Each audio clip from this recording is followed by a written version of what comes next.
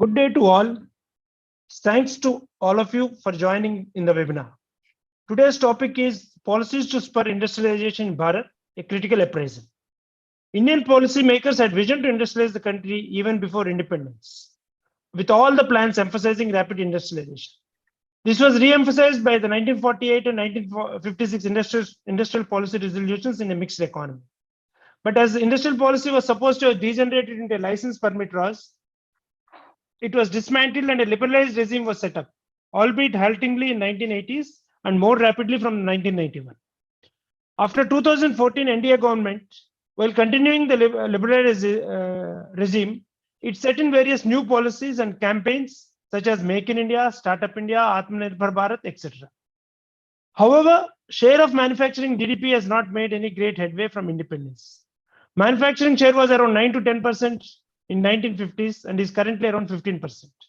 Industry as a whole had a share of 16% in 50s and increased to 25 to 27%. Objective of the webinar is not to review the past policies, but to critically appraise the current policies. Are they really invigorating the manufacturing sector so that India becomes a global powerhouse? If not, why not? And what is to be done? We have eminent panel of Professor R. Nagaraj and Sripad Motiram, Professor Sripad Motiram, speaking to us and moderating the session is Sri Sudhanshu Mani. I'll introduce Sri Mani and then hand over the podium to him.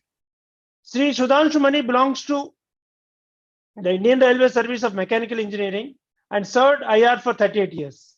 He retired as General Manager, Integral Coach Factory, Chennai, and here he led the Train 18 or Vande Bharat, more popularly called Vande Bharat Express project, the first ever indigenous semi-high-speed train of India from concept to delivery. It is also the showcase project of the current government. He is a multifaceted personality, and in the last 15 years that I've seen him, he left an indelible stamp in any post that he held. Post-retirement, he leads an active life as a consultant, writer, and public speaker. He authored 6 books, including My Train 18 Story. He blogs at indecisiveIndian.blogspot.com. In addition to moderating the session, sir, we request you to cover the story of Vande Bharat. All the trials and tribulations the team faced in design and manufacturing of the train. Thank you once again, sir, for accepting our invite, and over to you, sir. Thank you. Thank you, Ravi, and good morning to everyone. As you know, Ravi and Gagarin of Anekdhara have set up this wonderful panel today, and we would be listening to Professor Motiram and Professor Nagaraj. Let me begin this topic, which is Policies to Spur Industrialization in Bharat, a critical appraisal.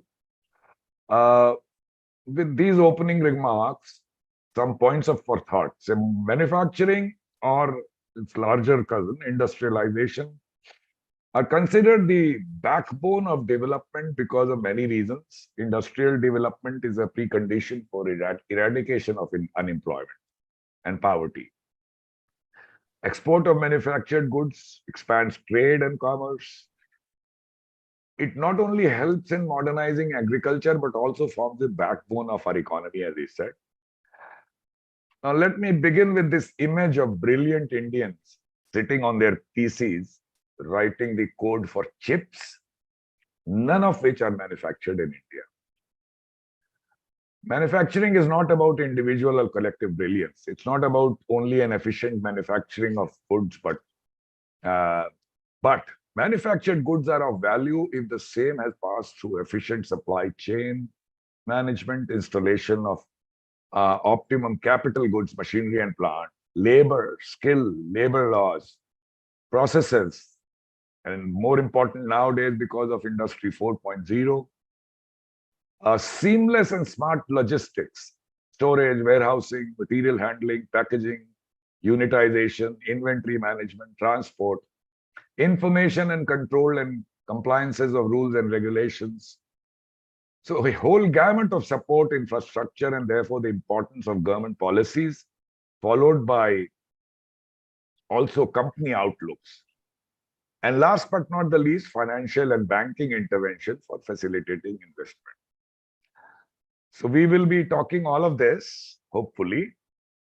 Post-COVID, it started with putting money into the hands of entrepreneurs to push the economic activity back on its foot. RBI announced that now famous rupees 8 lakh crore stimulus, another rupees 12 lakh crore boost to pump in liquidity, with the dilemma that we put the money in the pockets of the citizens or should it be directed towards entrepreneurs. Currently, India is regarded as the second most popular country in the world for manufacturing, after the China Plus initiatives, which is good. But for India, bettering Bangladesh in textiles or Vietnam in many fields alone will not do. That's necessary. But Indian manufacturers must concentrate on creating cutting-edge products, seizing export prospects, and focus on productivity and efficiency through technology implementation. Target global volumes to obtain global cost competitiveness. As Ravi mentioned, we are around 15% of the GDP in manufacturing, with around 30 million workers. It is already playing a significant role, but the avowed aim through implementation of different programs and policies to have 25% of the economy's output from manufacturing, which was said to be 2025, is far away because we are somewhere around 17% even today. That brings us to the question of micro and small, medium enterprises, because as you may be aware, China has maybe around 150 million SMEs and self-employed, and they account for about 98% of all firms. So it's a very important part of manufacturing. It's a very fundamental part of the economy, contributing to over 60% of their total GDP, 50% of tax income, and so on, and 75% of job creation. One of the things that government did was, in request of industry, to redefine the definition of MSMEs. What used to be, I don't remember, maybe 5-10 crores has gone up to, in case of MSMEs, in three brackets: 5 crores, 50 crores, and 250 crores. They can borrow without extra collateral, much better than earlier, but has it really helped? That is one thing. What is also lost in this jigsaw is perhaps the medium and long term, to make the economy resilient and competitive. The missing piece is the short term, because numerous do not have jobs and many lost their businesses post-COVID. Making use of China's declining competitiveness is fine, but it cannot be the only driver, because that's, after all, somewhat cynical. We would like to talk about that. Then, of course, you would have heard of the PLI scheme, which was initially for the electronic sector, and then it is for 10 other sector, which is basically aims to give companies incentives on incremental sales from products manufactured in domestic units. But it also has many ambiguities. Definitions are not clear. The Empower Committee does not have a very clear boundaries in which to act on. There is no centralized database. For example, the container manufacture is part of the scheme, but it omits to see that the steel prices, the steel which goes into making containers, is far more expensive in India, and these incentives alone are not going to work unless Concor or some government agency is going to procure. So there are many questions which, as we move along, we would be hopefully addressing today to clear our doubts, thanks to the learned professors that we have on the panel. And I'll now go to Ravi's request for speaking a little about the Vande Bharat Express, with the caveat that you see, there is always this battle. Ravi also touched upon it, whether manufacturing is something government should at all be involved in. So in a controlled economy, of course, but where are we today?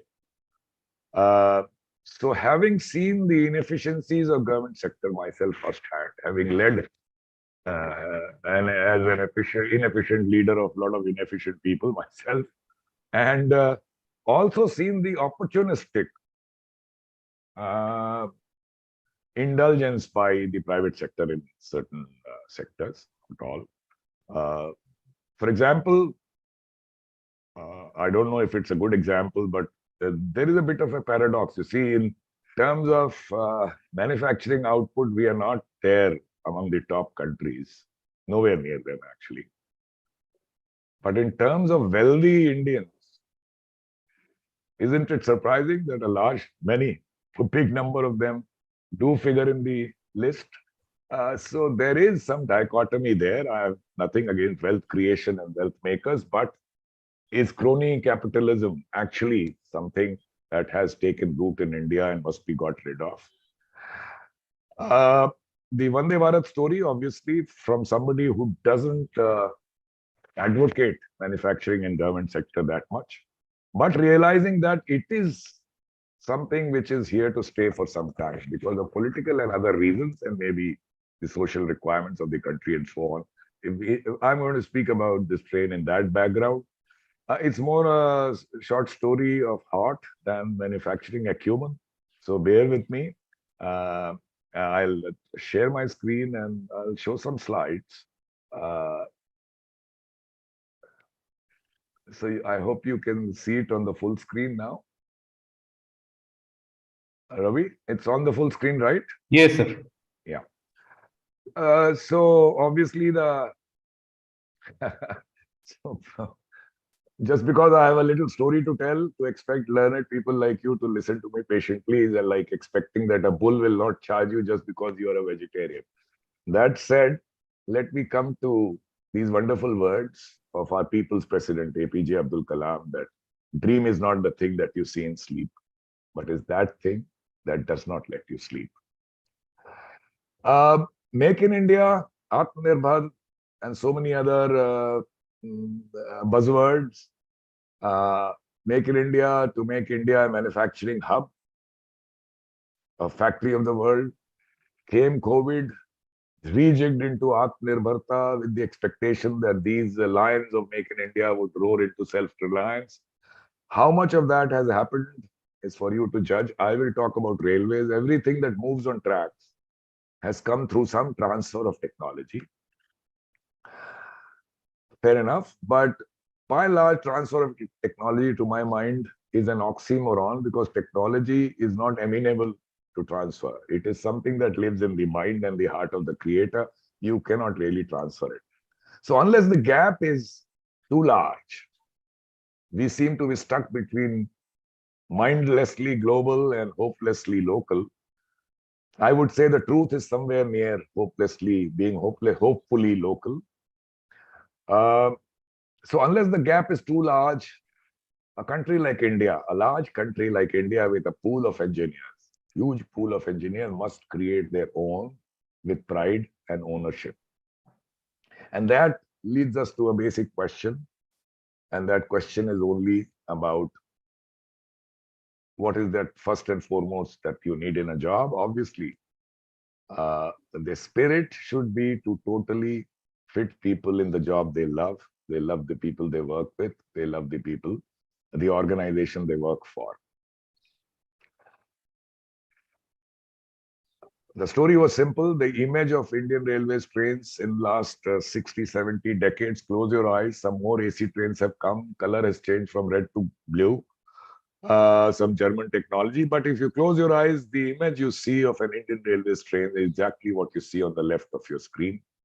And one always wondered why India, with its large network and large pool of engineers, cannot have a technologically advanced, speedier, modern, aesthetically superior train. And that was, in a way, a seed of the story. I got the chance to work as the head of Integral Coach Factory, which is the largest factory of Indian Railways. And arguably, in terms of numbers, as Linka Book of Records says, also the largest factory in the world in terms of having turned out the number of coaches from one factory. Set up as a dream of Jawaharlal Nehru to make coaches of current technology, not supported by any vision from railway men like me. No action plan towards that. It went through many expansions, but if what I would say, largely numbers, more of the same, and year after year in greater numbers. What you see on the screen is in bad taste, but we must pause and wonder why. This is a German magazine cartoon which says, or Austrian, Bevölkerung Indien überholt China, and you see the two trains, and what it means is population, India overtakes China. Instead of abusing this newspaper, we have to really think as to why we have reached there.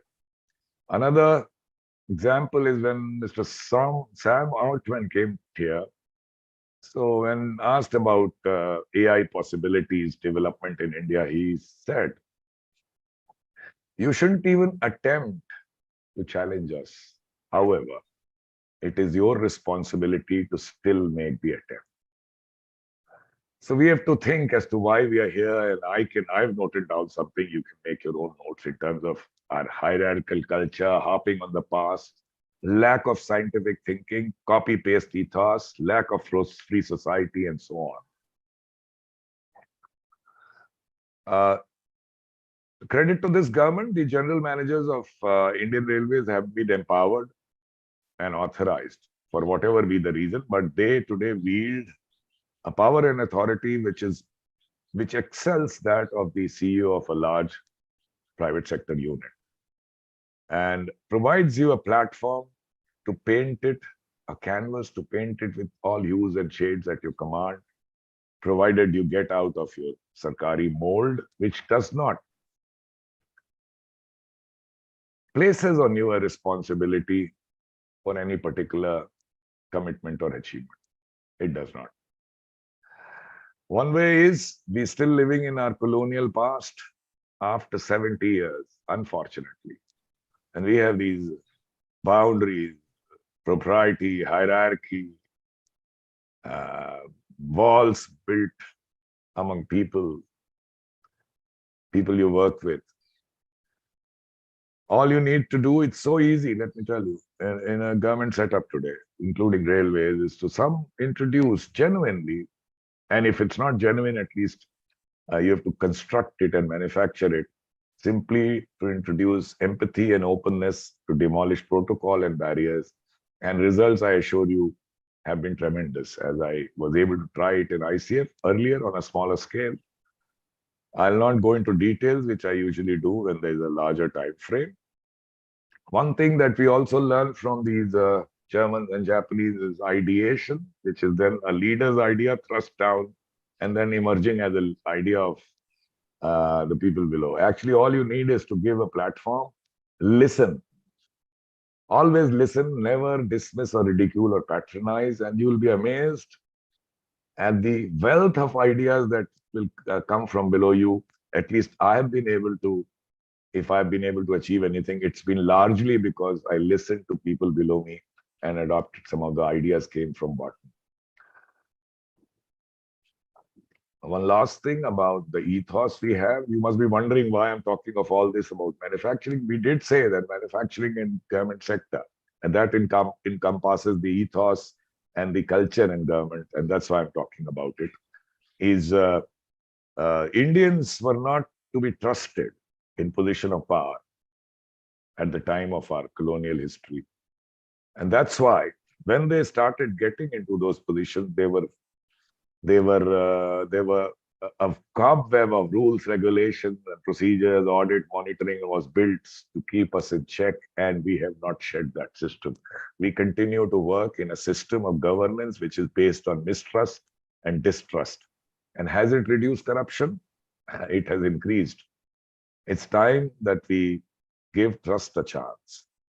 If somebody is in a position of power, you have no option, if you have to progress, to place complete trust in that person.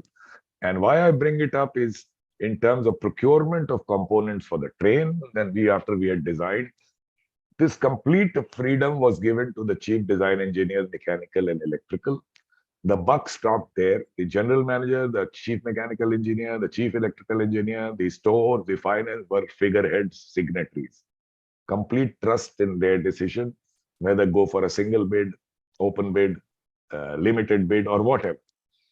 And that helped us manage the supply chain of newly developed components. It was not as if these components were all available wonderfully. I'll skip this for shortage of time.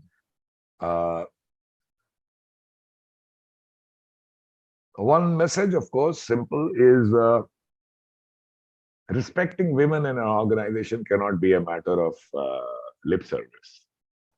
And any news of any time you hear of any sexual or gender-based harassment, it cannot be a simple matter of inquiry or so on. Because I decided that I'm not the Chief Justice of India. I'm simply a administrator. And every time I learn of a case like this, I tell my officers to also keep their ears and eyes open. I don't want any complaint. I don't want the concerned victim to be embarrassed once more.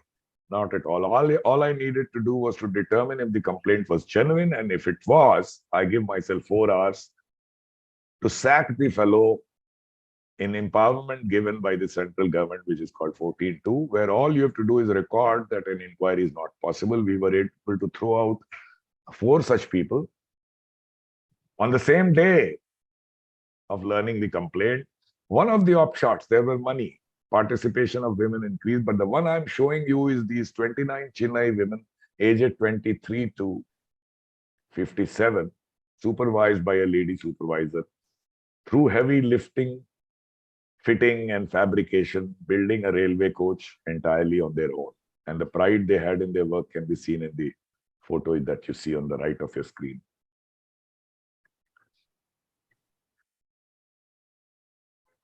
It was actually design thinking in retrospect. We did, but it basically meant that you empathize to understand what the country needs, which it was not getting in terms of a train set for a long time. Ideate, make a prototype, test, prove, introduce. So a train set, I'll take only 3, 4, 5 minutes more, is something which has no locomotives. All coaches are permanently coupled. There's no need of reversal. All equipment is powered all over the 16 coaches or whatever number of coaches you have. So you can pack a lot of power, very good acceleration. You reduce the number of coaches, no need of a power car for hotel load and lighting. So obviously it's more energy efficient, and it has operationally, it's very flexible. And there's so many advantages which was not happening because of this internecine departmental warfare, and of course a lobby to import, as you see on the screen, for obvious reasons. Since I was heading this factory, it was, and I said this was my angst and dream. We are usually consumed by so many concerns we have all around us. But we forget the small dot of influence that we have. As the Chinese saying goes, if you light your own candle, you remove the darkness just near you. Don't worry about the darkness all over the world. So this was time for me to light the torch. And also, we keep telling youngsters that we must live our dream, and so on. Not having done that ourselves, I always say that yes, dreams are good. You must have dreams, but don't live in them. Look after your bread and butter. Look after your life. Look after your family. Don't let that dream ever die. Let it not be extinguished. An opportunity will come to you to realize your dream. And that's what happened at this stage, heading the largest factory, as I said, in the world, to do something about this dream. Otherwise, it was not a dream, just a pipe dream. So I had the dream, I thought the vision, a wonderful team of officers and staff in Integrated Coach Factory who were bored of doing more of the same, ennui written all over their face. And they had, over this so-called meaningless transfer of technology, oxymoron, still had gathered a skill set which had made them which had imparted to them a certain audacity and a certain chutzpah to do something new. All I needed was to channelize that energy. The opportunity obviously was there as this factory, but there was this doubt that you may be all powerful in terms of spending money, but you are just going to have a train of a new type, 180 kilometers per hour, no locomotives, so many other features and so on. You need a stamp of the board.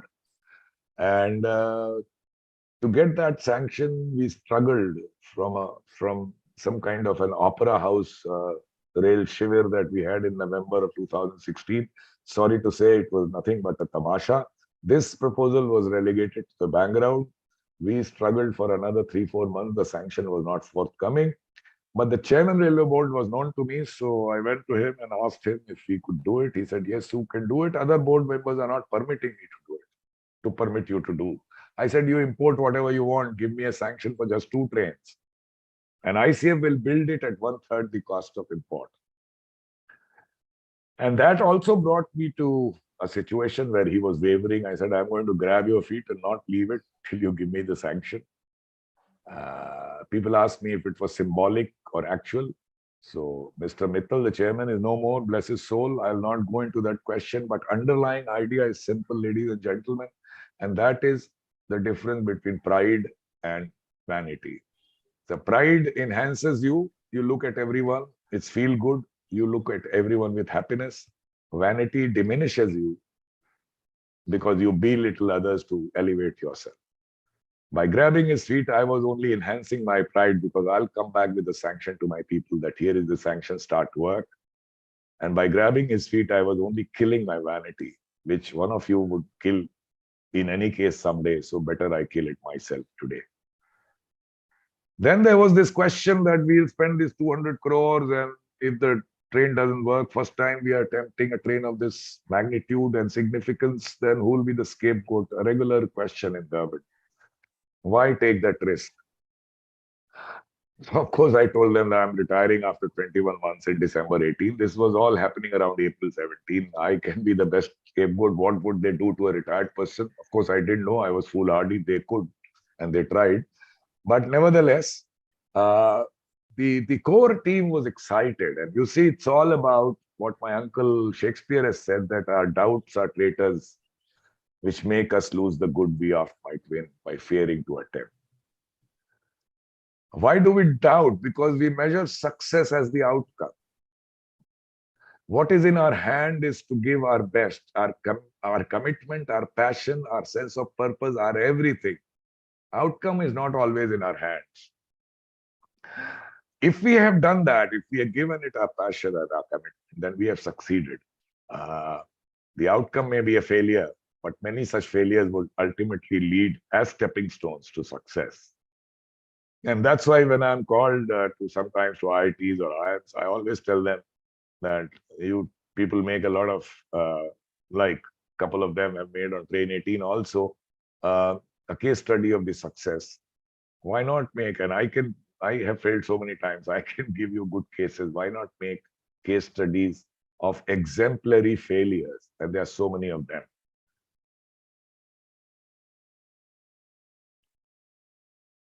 One of the last things is always this tendency to be know-all. There's no shame in accepting that you don't know something. So when we made a matrix of 150 items that go into a train, 150 subheads, which I've shortened here, there were 3 areas where we knew that we are a little far away from the correct capability to be near world class. We were not hoping to be world class in any case in our first attempt. And the industry in the country had developed far more than Indian Railways, by the way. We were riding on their competence to do something about making this train. Still, we had these 3 ideas. So we were 3 areas where we needed handholding. We said we'll not go to any company because we don't believe in transfer of technology, but we will go to design consultants. And there are some available who do for rolling stock majors, and we did that. Only the caveat was that all design work would be done in association with ICF staff, so that next time they know everything, every line that they draw are known to them, so that next time they have to manufacture a train of, say, 200 kilometers per hour, they should be able to do it themselves totally. A project usually takes of this magnitude from design to, concept to design, engineer, manufacture, validate, test, prove out, 36 to 42 months, which we didn't have. And everyone was apprehensive that after I retire, the new leader may say, why are you buying this trouble? So we said we will finish the train, turn it out before I retire. Because as Indians, our minds may not be there where the Japanese or the German mind is. We can work, we can burn our midnight oil, work really hard. And to remind everyone that the train is going out of ICF in 2018 itself, we gave it a name. It was called Train 18. After that, it was merely a story of hitches, glitches, and solutions every day. I'll not get into that, except showing you that instead of meeting with our foreign consultants and industry partners in Chennai heat, in air-conditioned chambers, but we tried to do our meetings right where the train was being built to send a message to everyone involved in making of the train that something important was being done here. Fortune favors the brave, as they say, and finally, in October of 2018, we were able to unveil the train. It was introduced, tested at above 180 kilometers per hour with successful parameters. Introduced by the Prime Minister himself in February 2019 as the Vande Bharat Express between Varanasi and Delhi. After that, there was some negativity, but we'll not get into that. Today, things are back on the rail, and 26 such trains are in service today. Nearly 4 years of service, if we count from the first train. Only one failure so far, which is much more than 4 sigma, if you ask me.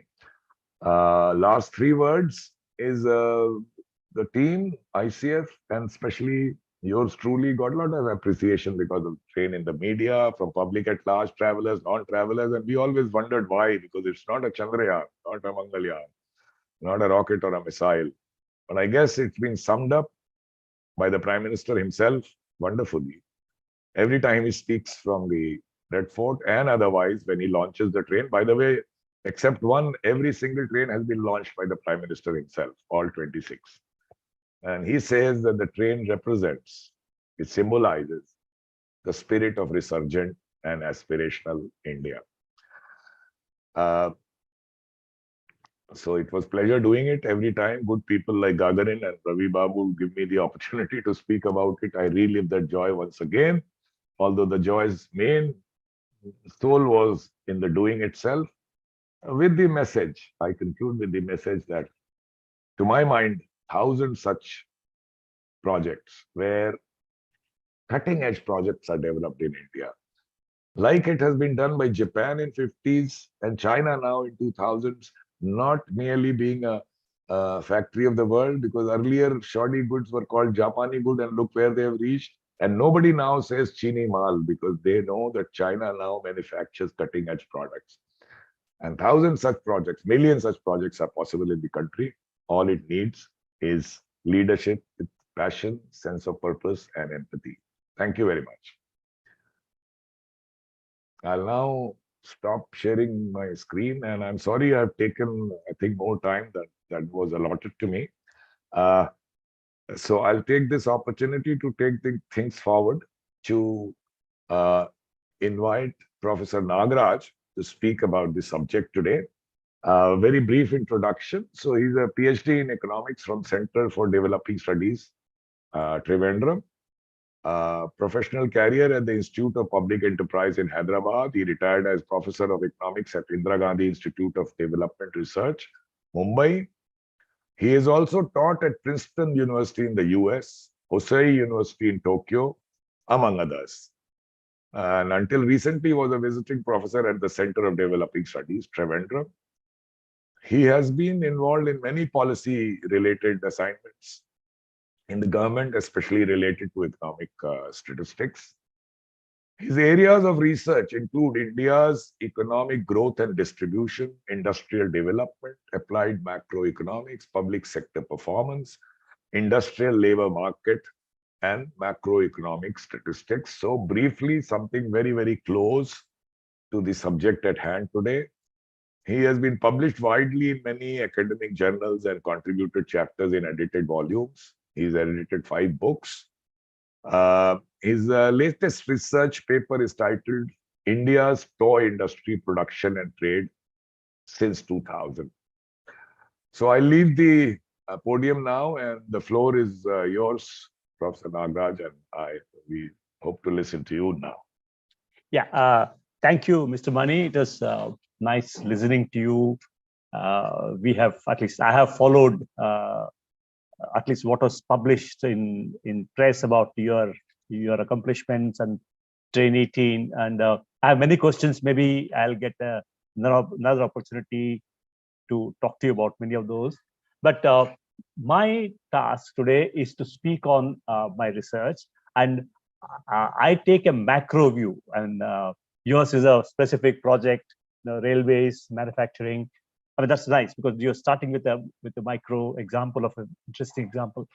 I take a long shot and a macro shot of industrialization, or more importantly, the industrialization, which I've been worried about. Yeah, I will start sharing my my PPT. Yeah, this is my presentation is based on a paper I published in. I mean, in fact, I gave a lecture in Hyderabad in February, and later published in an online journal called the India Forum. I have a long paper which I have circulated to you. Maybe some of you had a chance to look at it. But what I'm going to present is a briefly a summary of it, because the paper is long and there are a lot more evidence than what I'm reporting here. I'll be happy to take questions at the end of my talk. So first, let me. Again,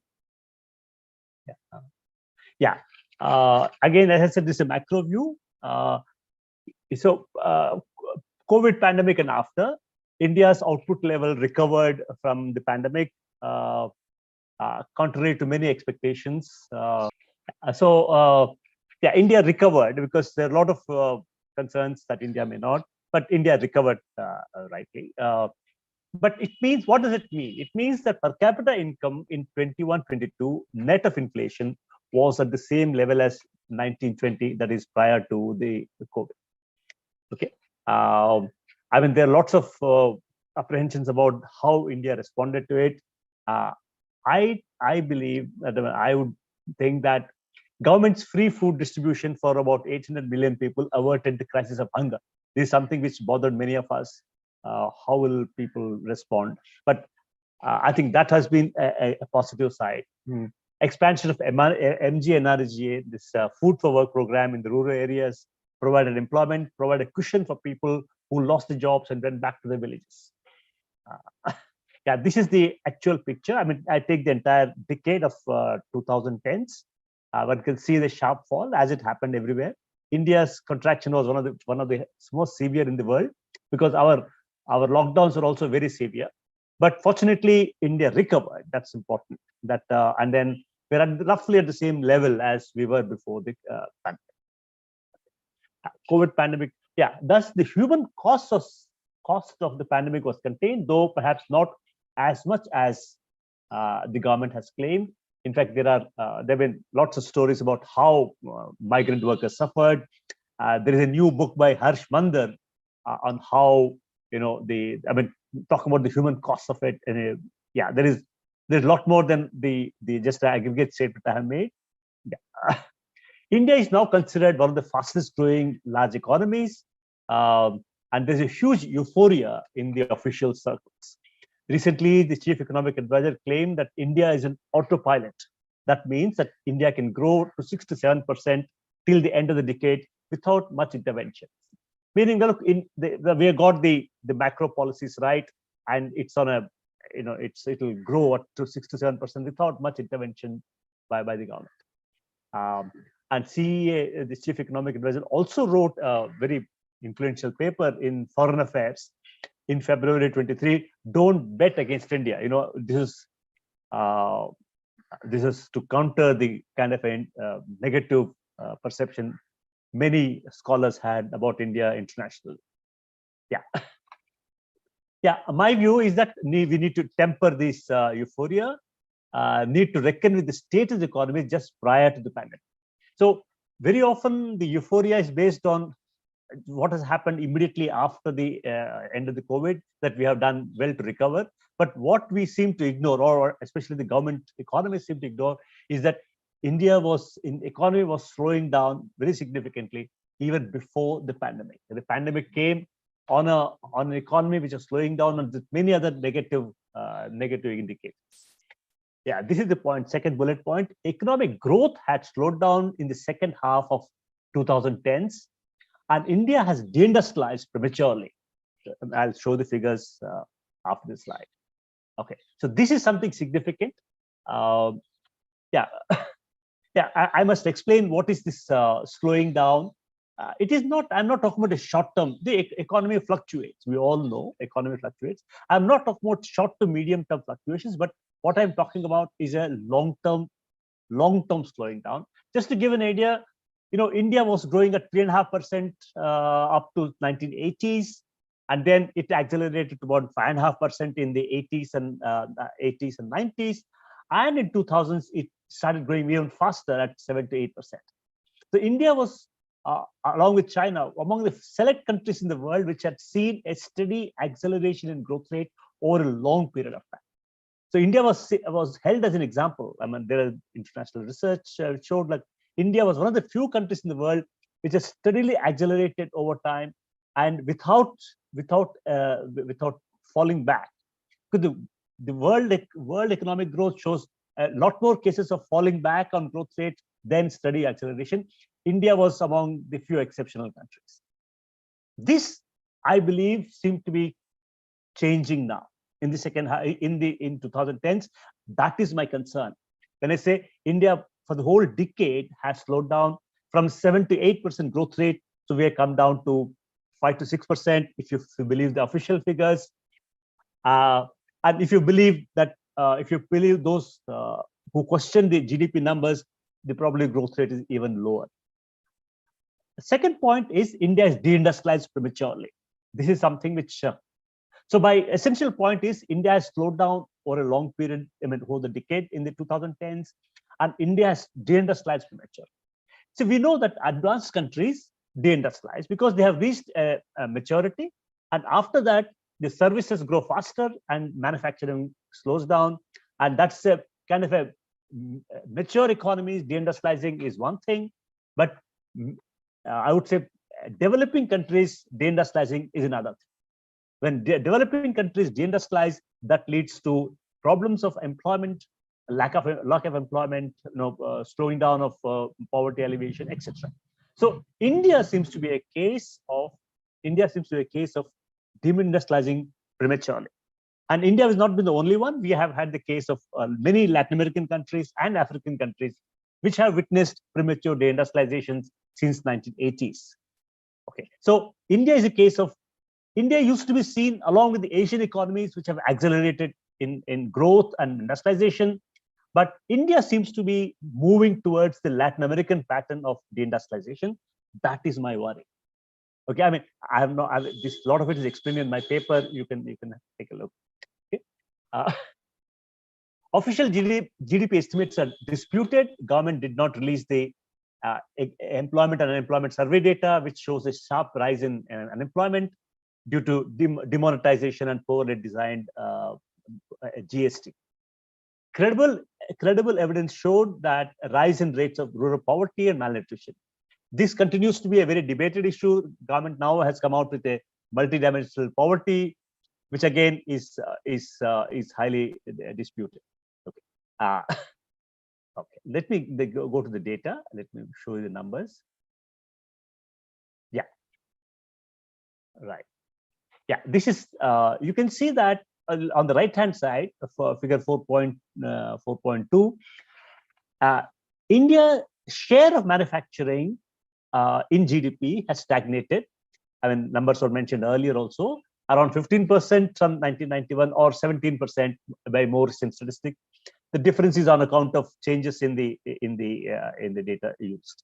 Okay, this is what I call the industrial stagnation. The share has remained constant, and deindustrialization, because from 15-16, growth rate has steadily gone down. It has become negative even before the pandemic hit the country.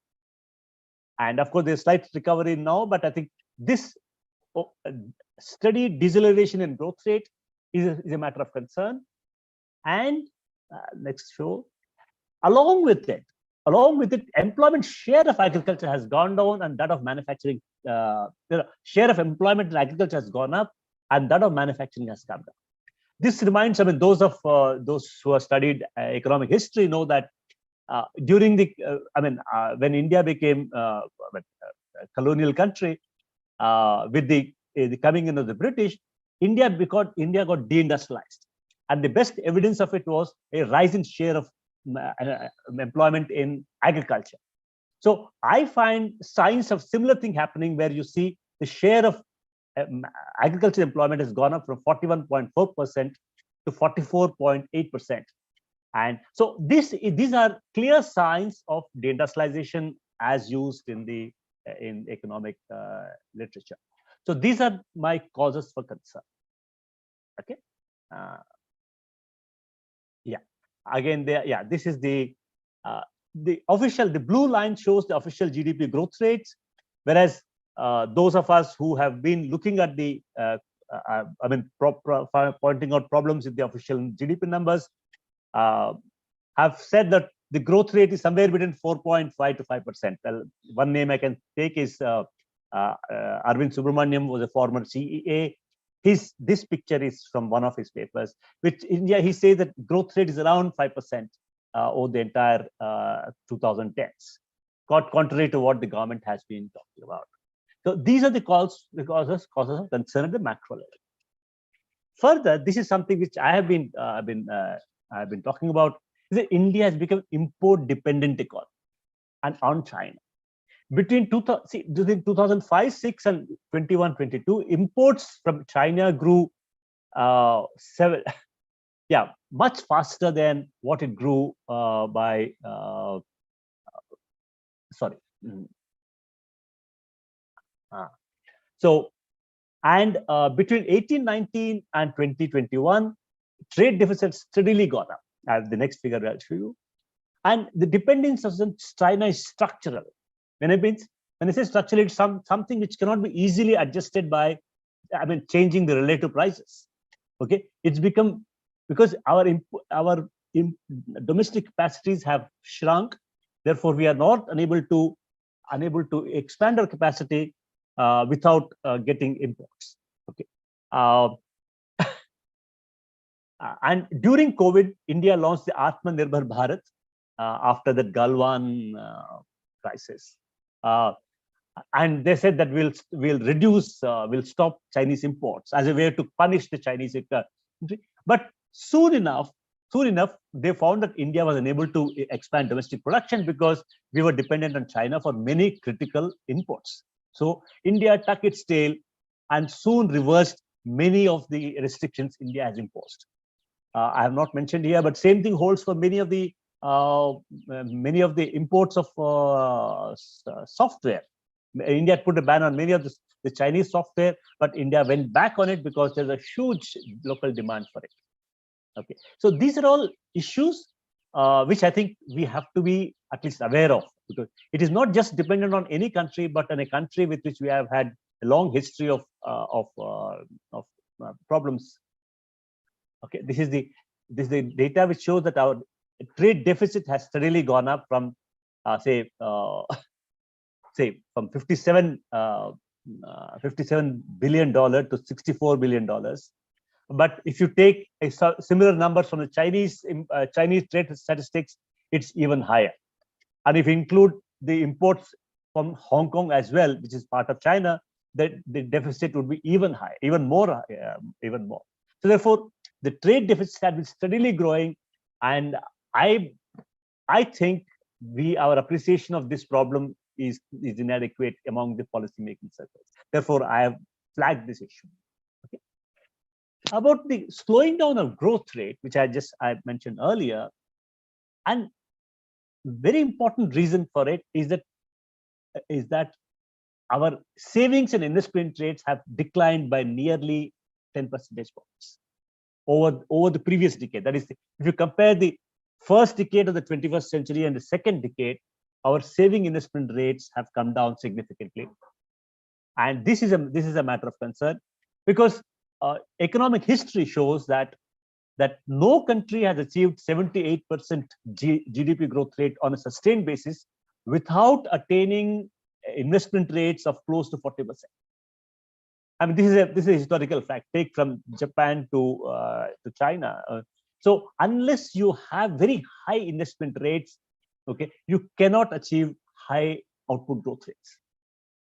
And I'll give you figures for China in a while. Declining saving investment rate in 2000, yeah.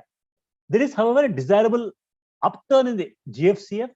In fact, lately, the finance minister has been claiming that India is a public sector investment-led growth. There's been a lot of euphoria. I mean, in all official statements, they've been talking about public sector investment going up. I'm still not very sure, because there's been a lot of, I would say, changes in the accounting. Earlier, there used to be a lot of off-budget borrowing, which have been clubbed with the government borrowing. Therefore, I think how credible is the increase in government investments in fixed assets is still somewhat open to question. Okay. Further, when you disaggregate the investment rate, fixed investment rate in manufacturing has declined. The share of manufacturing in fixed investment rate has declined. This is shocking, because since 2014, we have been talking about Make in India, which is entirely on manufacturing, and manufacturing investment has not picked up as a share of the total. This is something which, I mean, I'll show you the detailed numbers, okay? But when I disaggregate the numbers, two sectors have gained a lot of importance, and their share have gone up. One is highway and telecom. Understandably, telecom, and all the entire country has benefited from that investment. Highways have been highly prioritized, and the things which have been neglected are the state highways and the village roads. In fact, investments on village road, what we call Pradhan Mantri Gram Sadak Yojana, which was initiated by Atal Bihari Vajpayee government in early 2000s, the investments in that has come down significantly. So whatever little increase in fixed investment which has happened only in two sectors, that is highways and telecom. Okay. Yeah, here are the graphs. Kindly follow. This is China-India investment over a long period, or from 71 to 2016. You see, the Chinese levels have been higher and growth rates have been higher. Okay, over a long period of time, you see the gap between the two has not narrowed. Okay, they have been consistently investing higher over a long period of time, and you can see the outcome very clearly. Similarly, the investment rates, you can see that their investment rates are significantly higher than ours. So this is where I think when people say that China is doing far better, the answer, to my knowledge, is very easy to understand. We have not made the investments. Of course, I can give you more numbers, but this is the most critical number, I would think. Okay.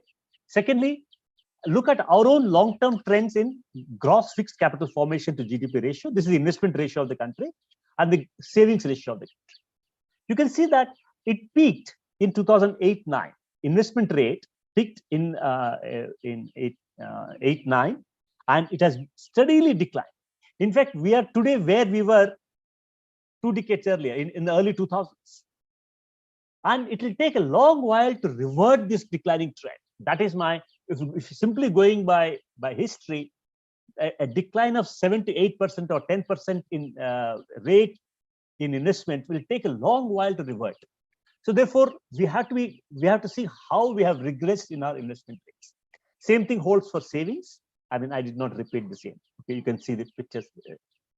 Okay, here is a distribution. I mean, the distribution of investments. I have put in red figures in 2014-15 and 19-20. I've consciously avoided the figures for the pandemic period, because they are, as you know, they are disturbed. You can see that let's take the railways. Railways is hardly an increase, 1.7% in this is aggregate gross capital formation. Okay, or you take manufacturing. Sorry.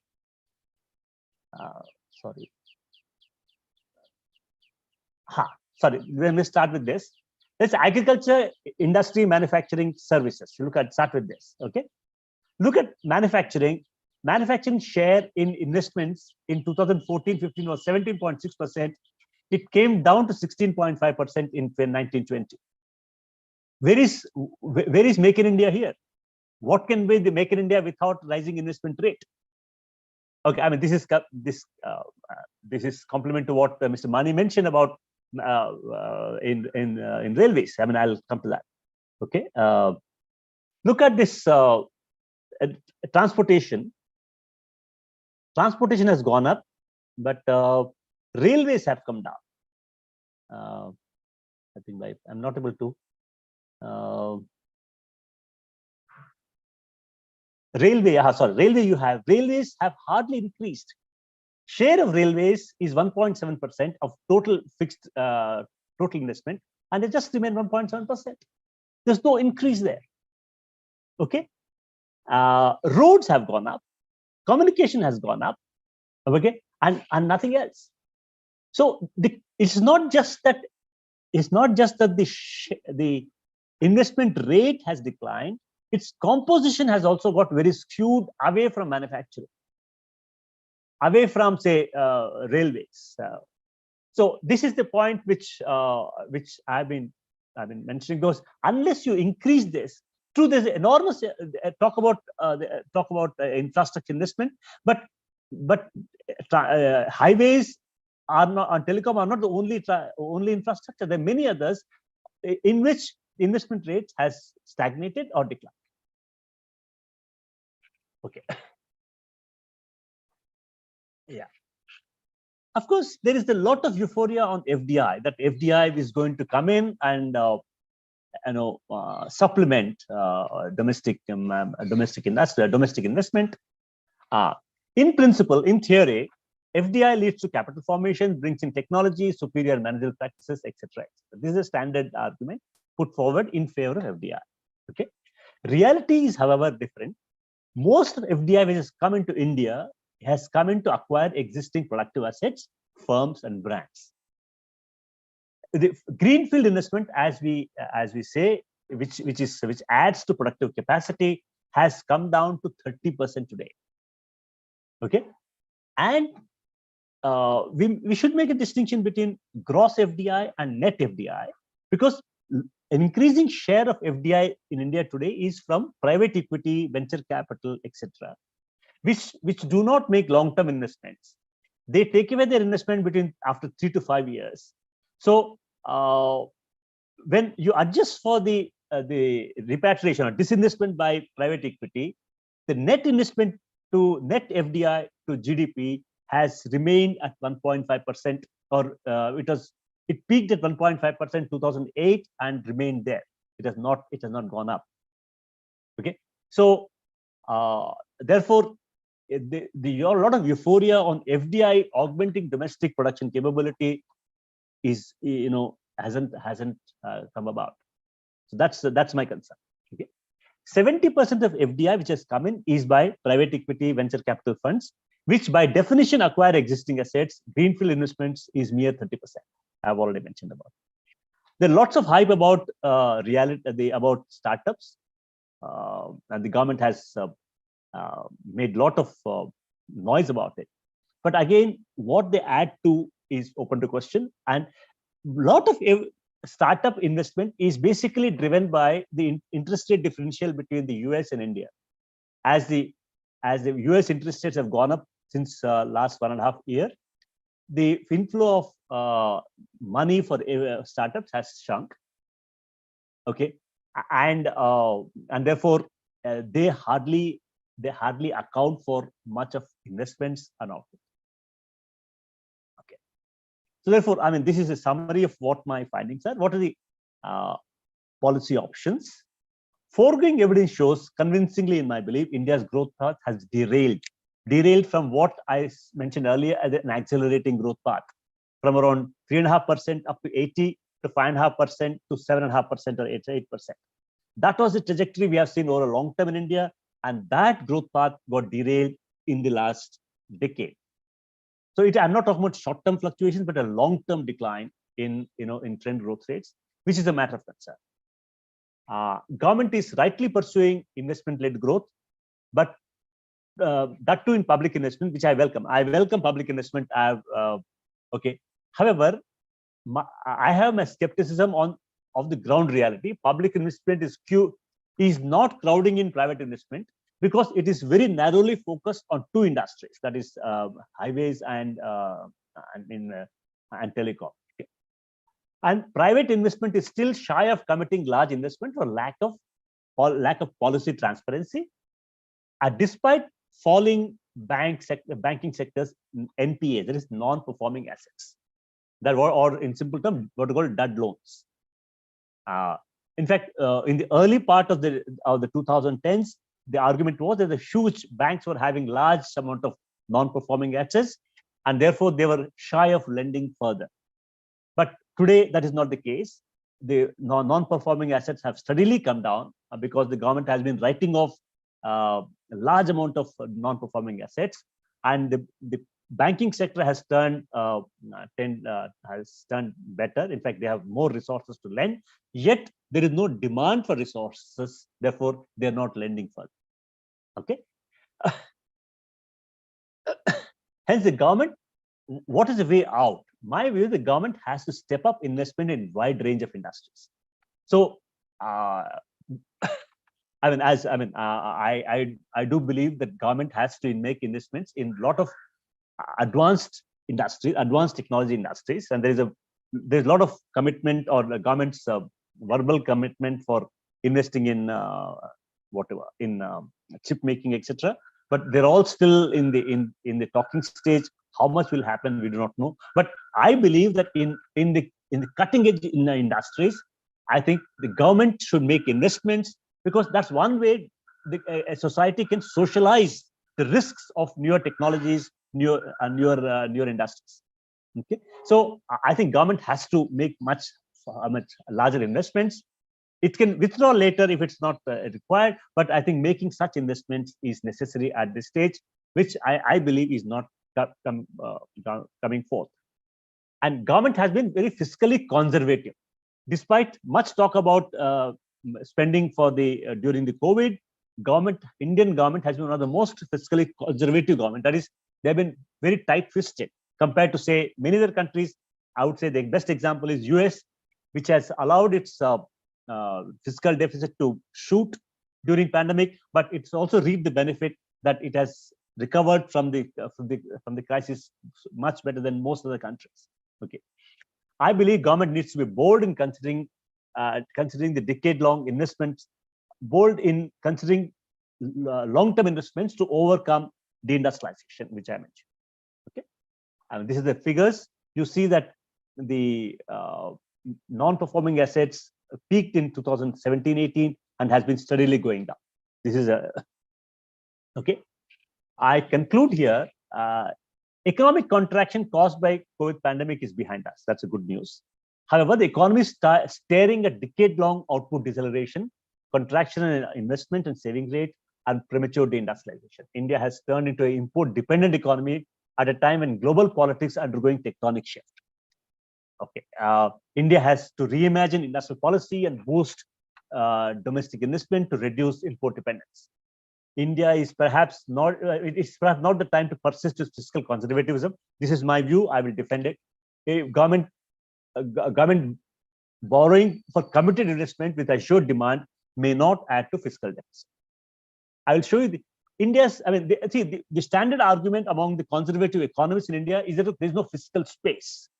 Okay, and government should not overspend. That is the standard argument put forward by, I would say, orthodox economists. But I believe that there is fiscal space. Fiscal space is defined by basically the rate at which the government borrows and the rate of growth of GDP. Either, I mean, that's the interest rates, the difference between the interest rates and the GDP growth rates. Okay, our weighted average cost of borrowing has been steadily falling over a long period of time. This is, and here this graph shows the nominal GDP growth rate has been consistently higher than nominal interest rate on government borrowing, and therefore, even if government borrows, it can pay for itself. Okay, and these are the measures which are standardly used in macroeconomics. So using this evidence, I say there is enough fiscal space provided what is government borrows is used for augmenting capacity, augmenting, investing in the areas which will reduce our import dependence and improve our technological capability. I stop here. Thank you very much. I'll be happy to take more questions. Yeah.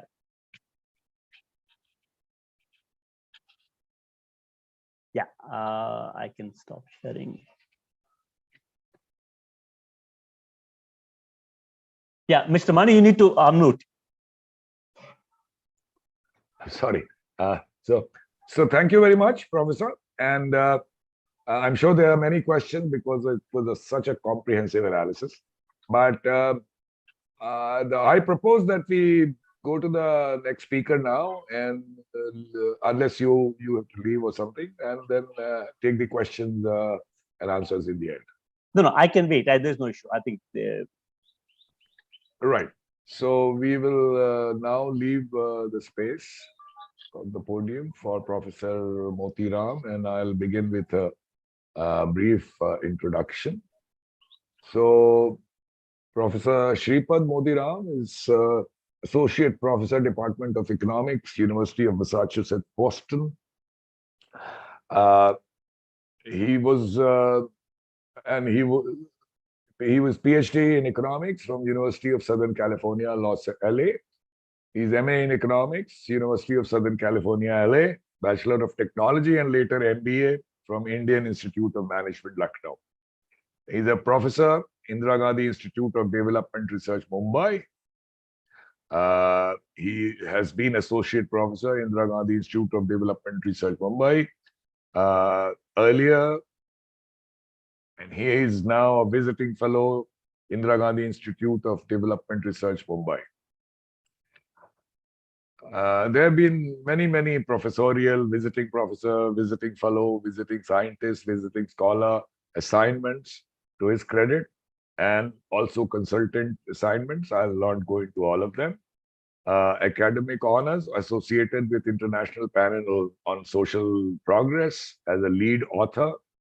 And he was nominated for Amartya Sen Award given by the Indian Council of Social Science Research in 2013 for distinguished social scientist. So we now move to you, Professor. The podium is yours. Thank you, Mr. Mani, and thank Anekdhara for providing this forum for discussion.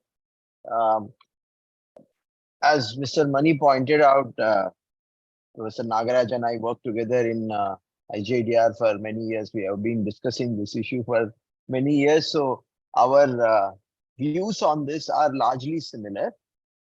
So what I will try to do is to complement some of the things that Nagaraj has discussed and add a few things for later discussion. So I'll share my screen. So just as a background, Nagaraj referred to the fact that the West has seen a structural transformation, what economists refer to as a process of structural transformation, where prior to the Industrial Revolution, most of the countries in the West, Western Europe, they were agriculture oriented. There was Industrial Revolution. Britain was the pioneer, but so-called late industrializers joined. Manufacturing became more important, and then there has been a shift to services recently.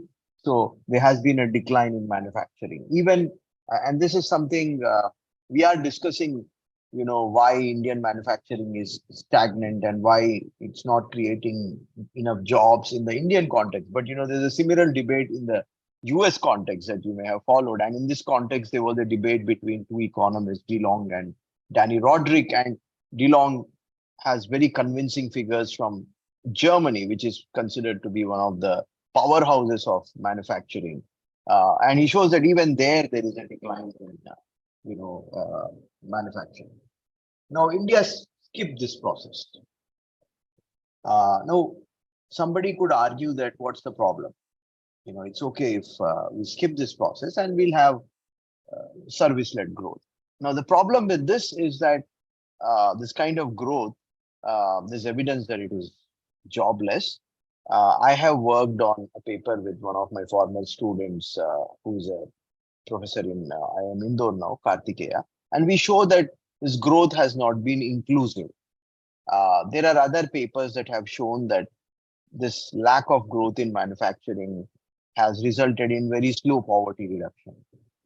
So there's a problem with this. We need to fix this. Now, earlier, as all of you know, and as Mr. Mani and Mr. Mani referred to, we had a different paradigm. We had, sometime till mid 80s or so, but particularly since early 90s, we have a newer paradigm. Now, the older paradigm had certain problems, so I don't want to, give the impression that, everything was good earlier. We have something that is bad now. And as Nagaraj and his co-authors have pointed out in a recent paper on the toy industry, there was a problem with the earlier paradigm. But then there were other things that were wrong, which usually get missed out in these debates, which focus on, industry and industrial policy. For example, India did not do land reforms properly. India did not invest enough in infrastructure in rural areas, in particular. India did not invest in basic skills, education, and this is something that the East Asian countries and even China did, right? And this matters.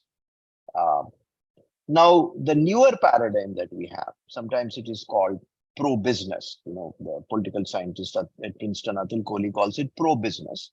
A lot of others call it neoliberal. This is something that I find more, insightful. Now, even China, more recent, after Deng Xiaoping, the paradigm that they have been following is neoliberal. But the neoliberal paradigm works differently in different contexts. So the way it has worked in China, the way it has worked in the US or the West, and the way it has worked in India is different. The actual policies are different.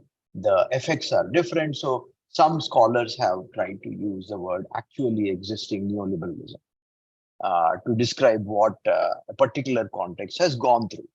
So so if you look at India and then you try to link to what we are discussing, what are some of the problems with the paradigm that India has used? And obviously the results have been very disappointing. Manufacturing, as Nagaraj showed very convincingly, and all of you know, has done poorly. It has not met the expectations. So why? And what is wrong with this paradigm? At least we can identify a few things before we think about solution. So one of the things that this paradigm, as a part of this paradigm, there has been a problem with this excessive emphasis on labor regulations as a culprit. A lot of policymakers, a lot of people who have written academic work underpinning these policies have highlighted that the main problem is labor regulations. And then we should reduce these labor regulations, and we should make hiring and firing freer, and this kind of unfettered labor market will deliver manufacturing growth, right?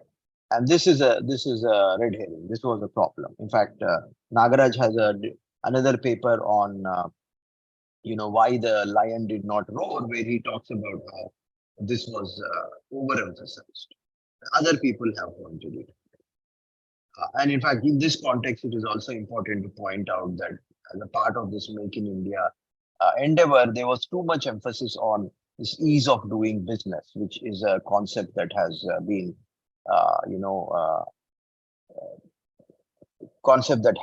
promoted by the World Bank. And, India really tried to actually go up the ranking in this. And this is a kind of dubious index.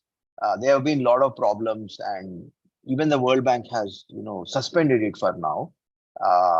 There are some examples that people have pointed out, including Nagaraj, about how it was if you try to apply to countries like Chile, it seems misleading. Even, there was an accusation that, the people in the World Bank were trying to make China look good through this index. So, the long and short is that as a part of this new paradigm that India adopted, there was just too much emphasis on, this particular aspect, and not, I would say, focus on some real constraints.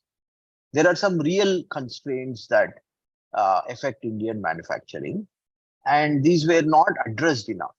So, for example, infrastructure, right, is a constraint on manufacturing growth.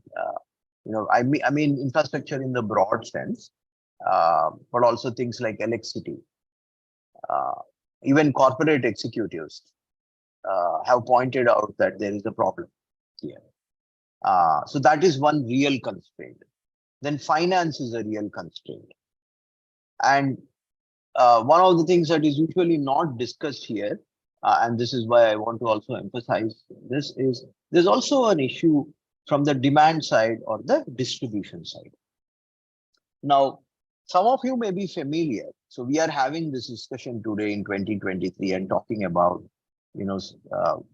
the woes of manufacturing, stagnant manufacturing. But there was actually a debate in the 60s about why manufacturing is not doing well. And in that debate, some of you may be familiar with it. K.N. Raj, who is the founder of CDS, where I'm sitting today, he had a very interesting piece. There was a piece by Ashok Mitra. And in that debate, people did highlight problems with distribution. So I want to say something about it. So let's come to infrastructure. In the older development literature, people used to refer to infrastructure as social overhead capital. So there's a very famous development economist, one of the pioneers, Rosenstein-Rodan. He's credited with this idea of the big push. He talked about infrastructure using this term, and social overhead capital, bridges, dams, schools, hospitals. And he was very firmly of the belief that this is really needed for industrialization, and the state can do it. Markets cannot do it really well. Now, the newer paradigm to infrastructure that India has, is using is obviously when Rosenstein-Rodan wrote, things were different. But the newer paradigm that India is going through is to use, private-public partnerships to deliver infrastructure. So in some sense, you could say that the state is not playing the kind of role as was envisaged in the development literature, and not playing the kind of role that somebody like me or Nagaraj would actually want it to do. So, the motivation for these PPPs was that, public sector delivery was inefficient, was, delaying things, and so on. So that was the motivation. And if you take a larger view, PPPs are a very integral part of this neoliberal paradigm. This paradigm is a global paradigm. It's not just in India, in other places also. For example, in the West, there was a crisis in Keynesian, planning. And so neoliberalism became dominant. Even there, they have these versions. In some places, they are called 3Ps. Now, if you look at the way PPPs have worked in India, they've had mixed success. People who have studied PPPs have pointed out that, for example, there have been cost overruns. Also, there is some amount of instability in the governance structures and in the ownership structures that has been introduced because of the PPPs. So, like you look at the way, for example, things have unfolded in the context of the Navi Mumbai airport, or in the case of the Delhi metro, you will see this, there is also a question that we have to raise, whether these kinds of these modes of delivery have increased industrial concentration in India. So, I know that Anekdhara had a webinar a few weeks ago on industrial concentration. And when you see that, for example, today, Adani controls pretty much a lot of this infrastructural sector, and Mr. Money referred to crony capitalism, one has to actually see what these modes of delivery are doing. Are they actually resulting in increasing industrial concentration? Are they resulting in, basically infrastructure being largely delivered through one or two firms? Okay, so there's a problem, and then there is also another problem, which is the question can be raised, in my opinion, about some of these projects, whether they are really needed, and or are they vanity projects. So this question has been raised, for example, about the bullet train project between Mumbai and Pune.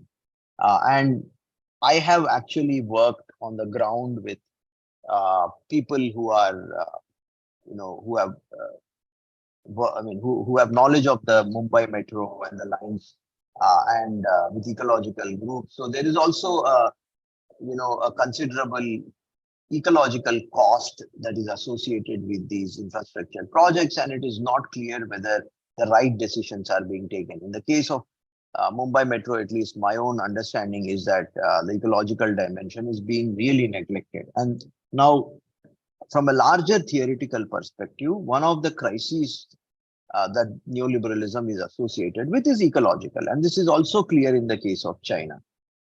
We can talk about the successes of China and its, manufacturing, prowess and all that, but we have to acknowledge that even there, the growth and the manufacturing success of China has been accomplished at a major ecological cost, and it is a crisis that the country is confronting. It's a crisis that the world is confronting. So these are some of the problems, that the newer paradigm, has, in some sense, not addressed properly. And the other one is finance. Now, Nagaraj mentioned about finance. Finance is a serious constraint, and in some sense, we don't have development finance.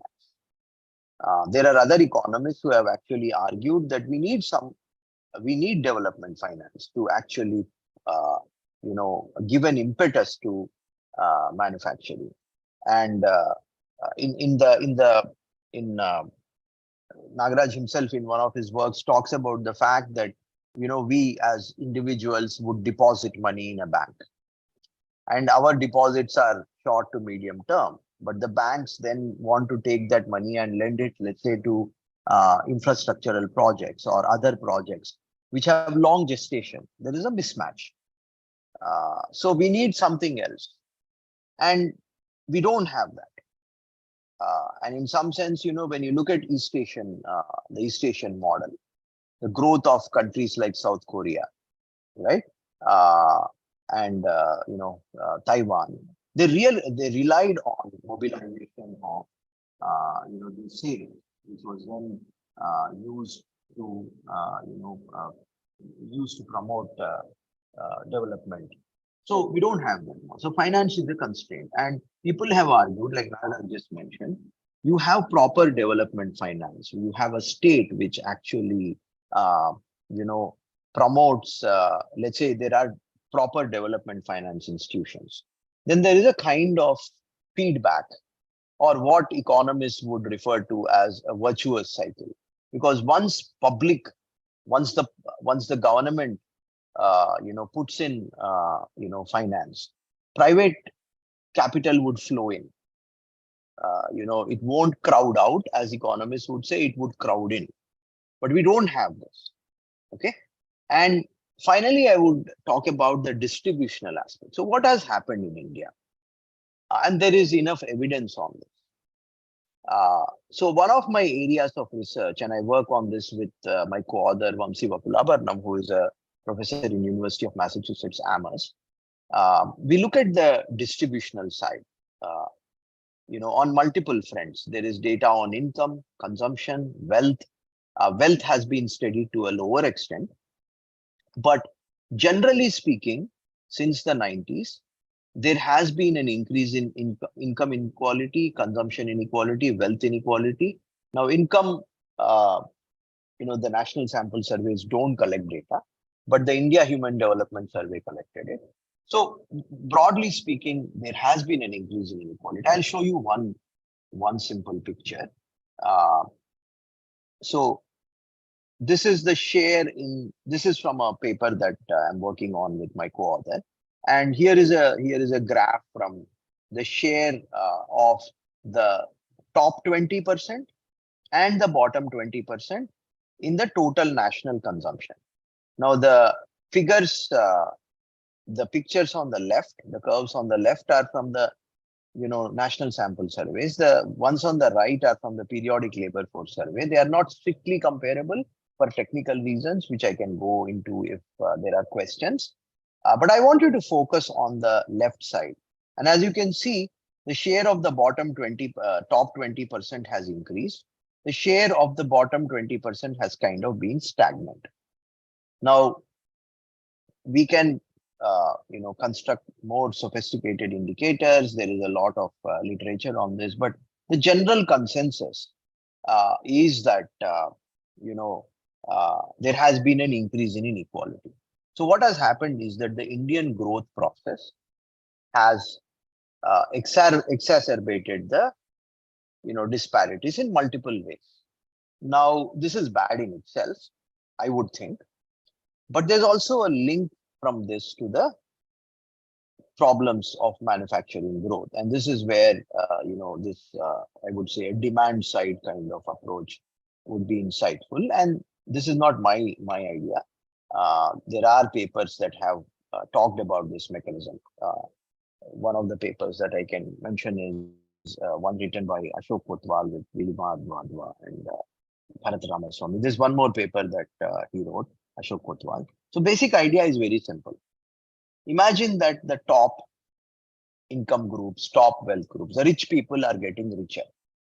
Growth is really contributing to their benefit. Now, let's say I am one of those beneficiaries. I'm rich, growth is benefiting me. What do I want to do with my extra wealth, income, and so on? I would want to invest it in high-end stuff, like I'll buy an iPhone, I'll take a foreign vacation, I'll buy stuff like that. So what does it do? It's not going to increase the demand for labor-intensive goods and services in the country. So what is the point? The point is this kind of skewed process of growth is not giving an impetus to labor-intensive manufacturing in India, which is actually the kind of manufacturing that can provide jobs and reduce poverty. So this is the distributional or demand side problem with India's growth. So this is many times not really mentioned, but since I work on distribution and inequality, I think it's important to talk about it. And of course, Mr. Money mentioned that about this, and there is a problem. In fact, you can look at what is called the Hurun list. The Hurun list is a list of the top wealthy people that is published by this organization. And you have the new list. In the new list for India, you see a lot of these people. Newer, and the cutoff is 1,000 crores. So you have these newer super wealthy who have been created by the newer growth process. So for example, you have people doing crypto, you have a lot of people in finance, so generally, and their share has increased. Okay. And this is a consequence of growth, but this is also something that has implications for, what we are discussing today, manufacturing. So, okay.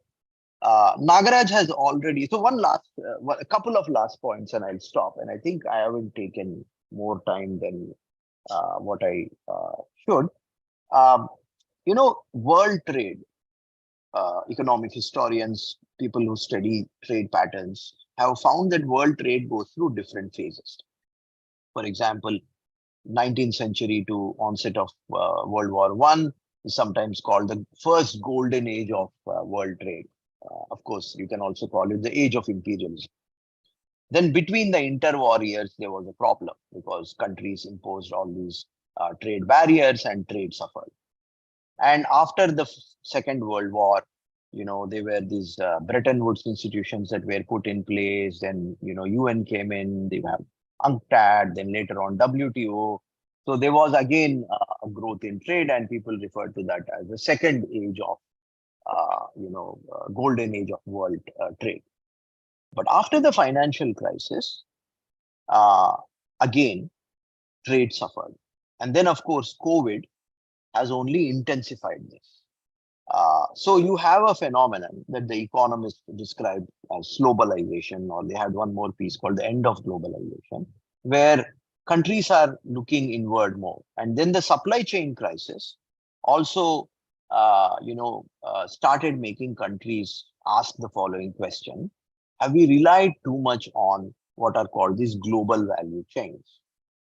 So in this context, what Nagaraj said and what some others have said becomes salient, which is a lot of countries are actually asking whether there may be some virtue in reducing import dependence and also disentangling themselves from some of these value chains. And there are other issues like, national security concerns and so on. But the question that we have to ask is, what do we do about this import dependence? And I mean, I think probably I would argue that we have, I think, excessive import dependence. How should we respond? And this import dependence is a direct result of the paradigm that we have been following. Again, I'll end on a note that is similar to what Nagaraj ended on. We need a kind of developmental state, a state that is more interested in welfare. For example, it has to address the distributional concern. Okay, it has to address the distributional concern. It has to take a more proactive role in investment, and it also has to take a more proactive role in, providing finance. So we need develop what is a classic developmental state. But what we have is what people would call authoritarian neoliberalism. Now, this is a term that I took from a philosopher called Slavoj Žižek, but other people have a similar expression. What it means is that in the political domain, you have a surveillance state. You have a state that curtails rights and liberties. You also have a state that tries to not encourage dissent, come down on dissent. A kind of regime that wants to centralize power and grab power. But in the economic domain, you give a lot of freedoms, like you allow markets, you profit motive, accumulation. If you want Western values, right? And people have argued that you see this model in many parts of the world today, and China is one example. India is also considered to be one example. So, and this is Mr. Mani was referring to this. So we don't need this regime. We need to kind of, in a broad sense, we need a more developmental state. Now, that would be that, in my opinion, that would go, obviously, these are things that I'm not sure of, in the sense that, these problems are very deep. We have to basically, I can only say that, these are the right steps in the right direction. But I think this is a step in the right direction. How far it will work, how much is it going to increase the share of the manufacturing sector, or how many jobs it will create, I mean, nobody knows. But these are the steps in the right direction. I will stop here. Thank you. Thanks a lot, Professor. It was definitely complemented what Professor Nagaraj had said and thank you. Before, there are a lot of questions which we have in the chat box. I'll try to get to some of them, but before that, start my video. Oh, okay. Sorry. Sorry, I had stopped my video. So before I go to those questions, there's one question for Professor Nagaraj, which I have after I saw that wonderful presentation from both of you. And I will quickly go to that chart of the share you had. So in the share of transport and communications in GCF at constant prices, that's the graph, the table I'm referring to. And as a railwayman, well, I see from your figures that it has gone from 1% about a year back to about 1.7 in 1920. And in spite of poor performance of railways in terms of this operating ratio, the investment in railways has gone up many folds.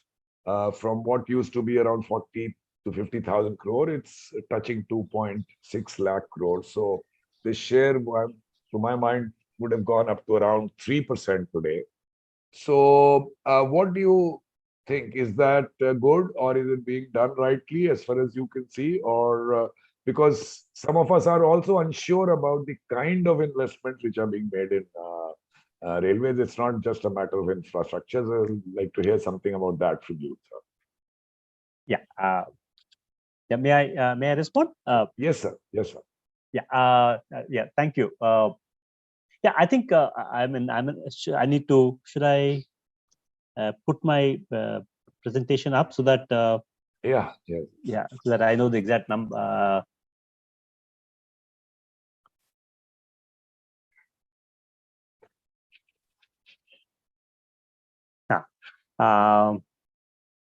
Here, share of transport and communication in gross capital formation at constant prices. These are all the shares of the total, and one can see that it was 1% in 11-12. I mean, this is 1% of total capital formation in the country, total investments in the country. Okay, and it went up to 1.7% in 2004-5 and has remained there constant. And that was, I mean, this is what I wanted to write. It went up somewhat in the first half of the last decade. But so I think this is surprising because there's been a lot of talk about infrastructure, and but particularly by the present regime. But there's been a lot of talk about railways as well. And I mean, but its share in the total. I know. I mean, you as a operational person in the railways, you'd say, look, it has gone up by so many crores.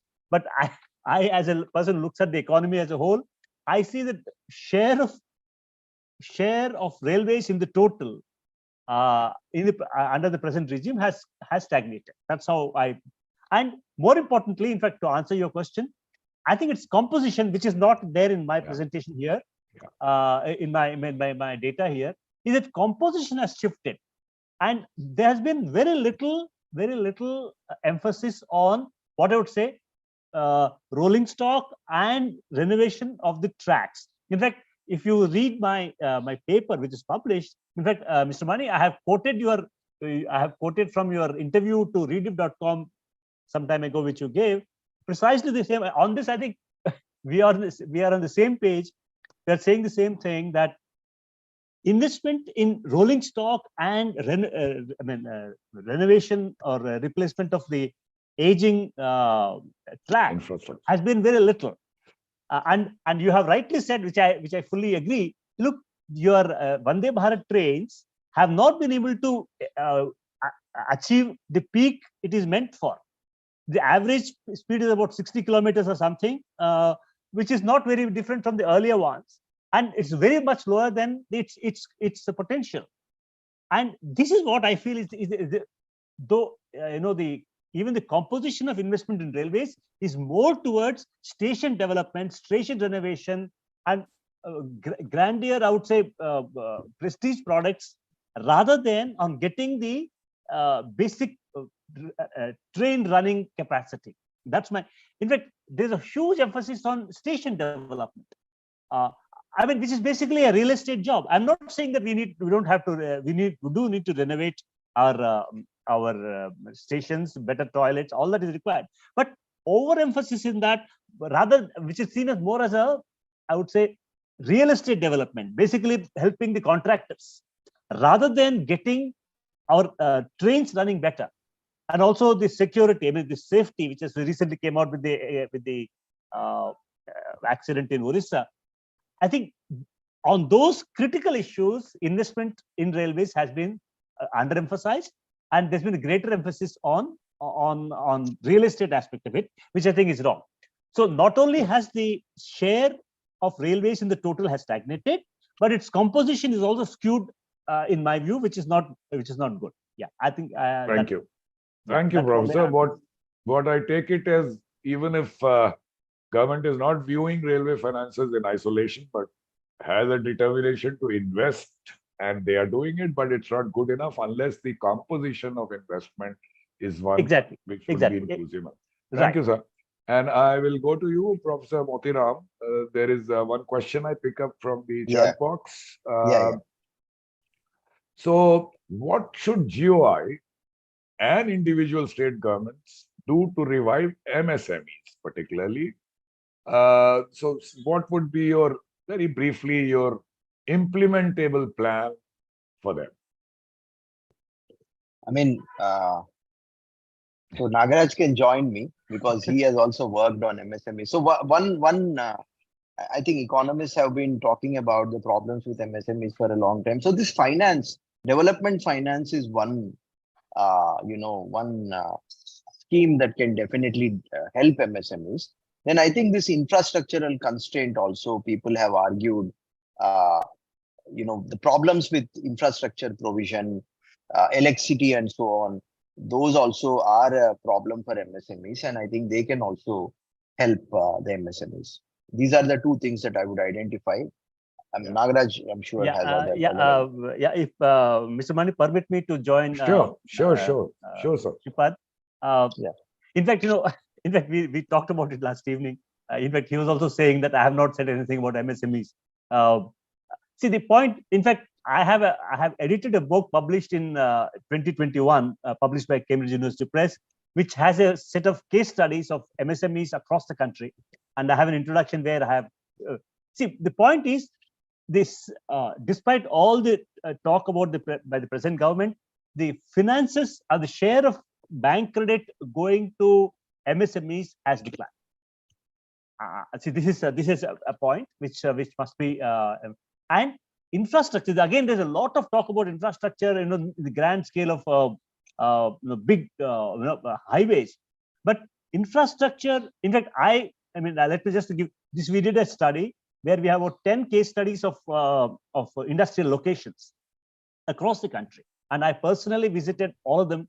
During 1920 when we were doing the project, and I found that most of at the ground level, in the industrial locations, industrial estates, where MSMEs are mostly located, their condition is pathetic. In fact, the physical infrastructure is frozen in what they were in 1970s before the reform started.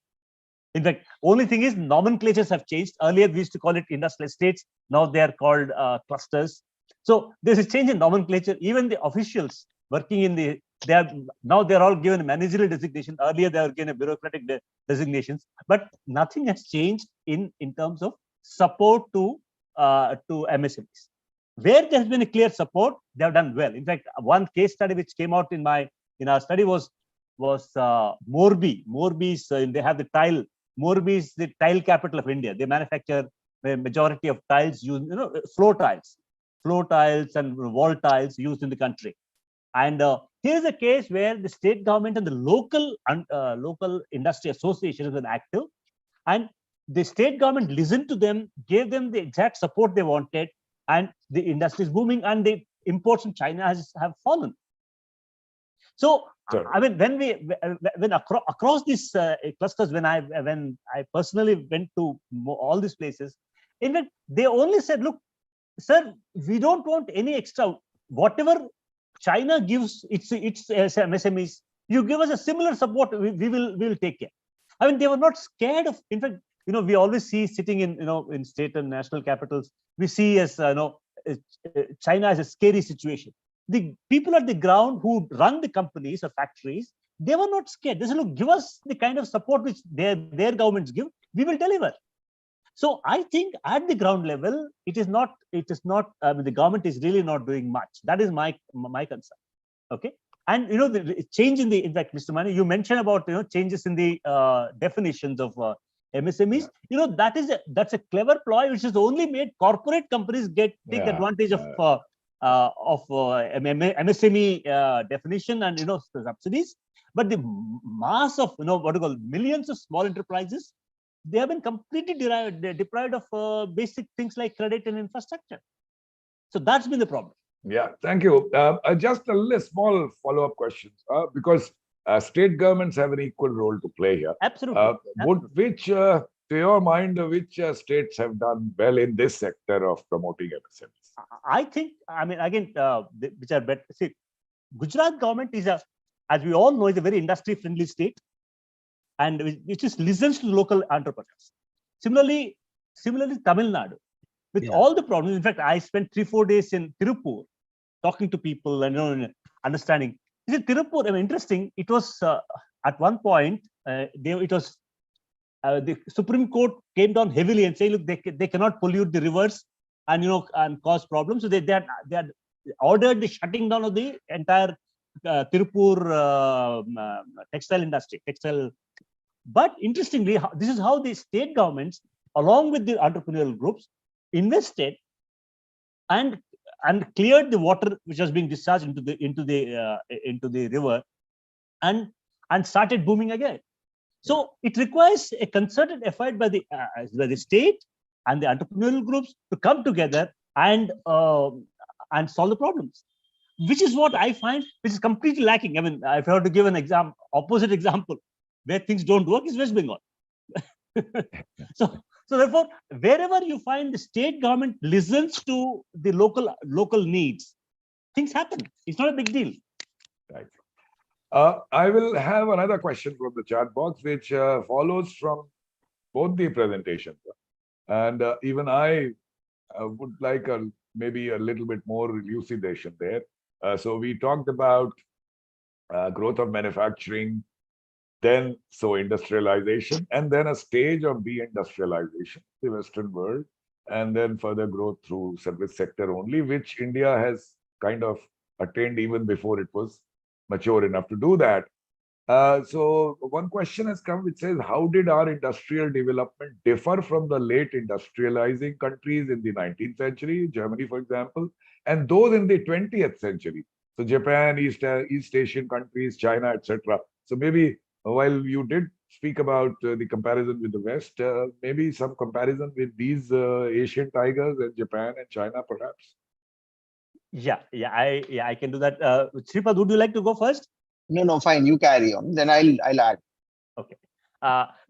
See, in fact, I would say our industrialization, when we started after independence, we were roughly following the same path of, industrialization as the engine of growth. Okay.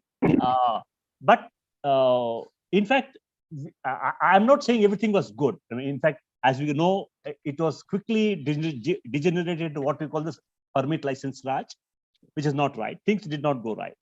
Okay. And of course, our agricultural productivity did not expand, so that the domestic demand did not go up. Okay. And we were extremely inward oriented, in the sense we were overly inward oriented. We did not, we completely ignored exports, which is again probably wrong. But from that situation, what happened after 1991, in my view, we swung to the other extreme. We allowed imports of everything. In fact, our tariff rates were below the bounded rate, what we committed to WTO. Whereas, and we completely gave up our planning. And we said, I think we embraced the globalization in such a way that we undermine domestic capabilities completely. I think that's a mistake. And I think that was, we said, look, why should we? Similar bit. So if you permit me, let me give you starting 1991. Okay. Again, let me talk about advanced industry, say computer hardware, electronics hardware. In 91, what we did was we said, look, our strength lies in software, and we have a huge skilled or educated workforce. If only they had access to computers, They would create software, and therefore we must reduce the duties on it completely. I mean, this is just one very illustration. And we actually killed our domestic hardware industry. And in turn, we allowed the software to grow. And of course, which is a success story, which we all know. But what we lost was that we completely ignored the hardware. Okay, and today we are paying the price for it. Okay, I mean, this is so. Therefore, I'm not saying everything was wrong with liberalization, but many things of the liberalization were wrong because we embraced globalization far too much compared to China. China never gave up its focus on planning and its emphasis on creating domestic capabilities, which we gave up, and we are paying price for it. Yeah, that is my answer. Yeah.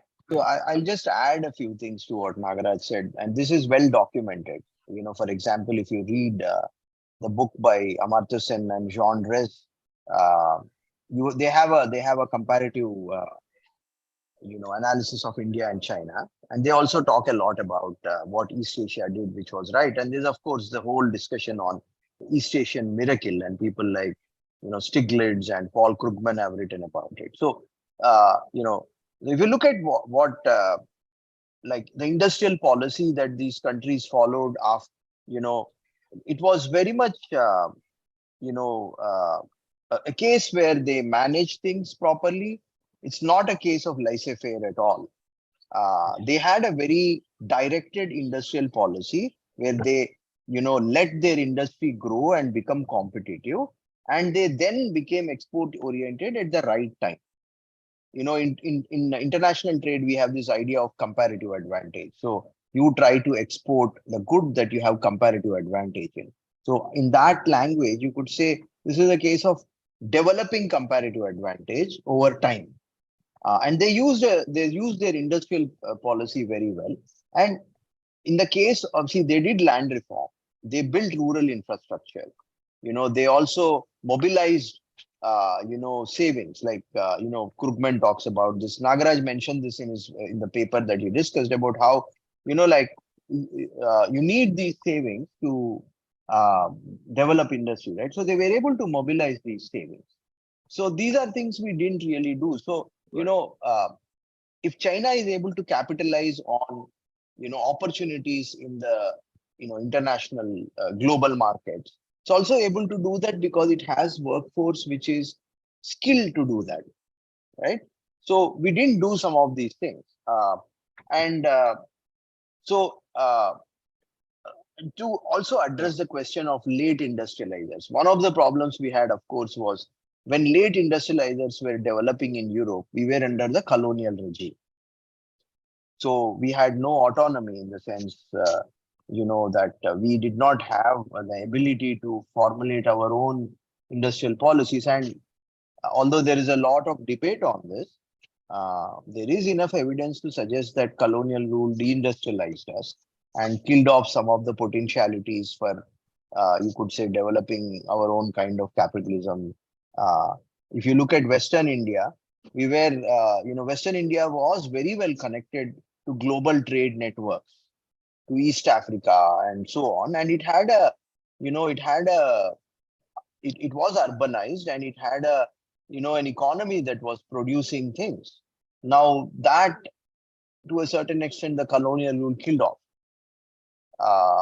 And simple things, right?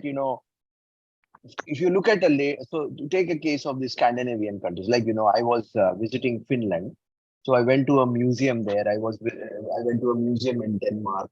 So the government built, houses for workers when the country was going through its process of industrialization. Now, the colonial power did not really do that in a place like Bombay, right? They didn't do that. And so these things make a difference. So the long and short is, if you want to compare with, the European countries, Western Europe, we didn't, colonial period, we didn't have the power. Later on, we didn't do some things during our early, nationalist phase. And of course, as Nagaraj pointed out, after the 1991, the neoliberal phase, there are lots of things that we are not doing correctly, including the distributional question. Thank you, sir. So It's almost 2 hours since, in fact, 2 hours since we began. I'll take one last question from the chat box for a very brief answer. And the question seems a bit with some political overtone, but we ignore that. It says rupees 12 lakh crore loans waived off in 8 years of the present term. The next 2 years must be more. And despite siphoning off this much money, if the industry doesn't invest in manufacturing, is the government supporting this negative trend? Both of you touched upon this, but maybe a brief answer. If so, why and how can it be changed so that manufacturing can be given a fillip? If I, Yes, Professor Nagaraj. In fact, sorry to refer to my own earlier work. When this, in the mid 2010s, I wrote this piece instead of a lot of this NPAs or the bad loans, which were written off by the government. I would say instead of doing that, instead of writing off that loan, suppose they had given the same money or have they invested same thing in public investment in projects which will have a multiplier effect. Okay, I think GDP would have grown and the NPAs after NPAs is the ratio. NPAs would have melted away. Ultimately, many of these projects went wrong because many of these projects were implemented under the assumption that the GDP will continue to grow as it was growing in the first decade. Remember, in the 2008-9, we were growing at 8-9% per year. Okay, that collapsed after the financial crisis. Okay, and therefore, many of these projects which are otherwise economically viable, but when the GDP growth rate slowed down and they became non-performing assets, or no, these projects did not yield income, and therefore they could not repay the loans, and therefore the loans became the non-performing assets. But suppose the state had come in and revived investment, like China did. Now think of it think of the situation 2008-9. China is far more open economy than India. In fact, their exports are a multiple of what India is, even as a percentage of GDP. Okay, they faced a much bigger crisis after the global financial crisis. But how did they do it? They pumped money into their industry so that they could withstand the crisis, and they expanded public investment. And their investments did not slow down. And therefore, they did not, today, put it this way, in 2000s, they were seen as they were making copycats, they're cheap consumer goods. But today they're in the top end of it. How? They made heavy investments both in manufacturing as well as R&D, whereas we did not do it. And since India did not do it, we had NPAs, and the government then later had to write them off. Okay, that's my answer. Thank you, Professor Nagaraj, and thank you, Professor Motiram. There is a question for me also in the chat box. I'll request the gentleman to address it to me privately on smoney58@hotmail.com. That is smoney58@hotmail.com. And I move over to Ravi. Since the session is more than 2 hours, it's up to him as to how he takes it forward. Thank you all. Thank you, sirs. To Professor Nagaraj, Professor Motiram, and to Sri Mani for the wonderful session that you conducted.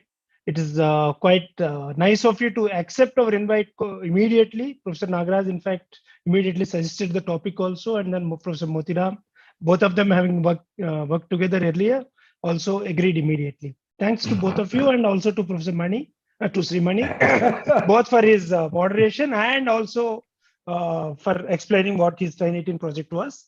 That's Ravi, even if I buy one of those doctorates, I can still not become a professor. Okay, that's taken. But your knowledge is something which you carry to almost as a professor. That is something you have to take it from me. Okay. Also to the audience who have stayed and who have asked wonderful questions for this one, and as usual, every Sunday, most of them look for this session because we hold it on last Sunday. And to my design team for wonderful design of the poster, and to especially Shreya Rao, and to Sadiq for the technical details of the webinar. And in the next month, on 27th of August, that is the last Sunday again, we have Professor Romila Thopper, who will be talking to Professor Kumkum Roy on history at crossroads. That would be the topic. Wonderful. And we are involving 3 youngsters also in the panel, because we want to bring in concerns of the youngsters in this age of crisis. Thank you. Thank you. Thanks, everybody. Thank you, everyone. Thank you, everyone. So I leave.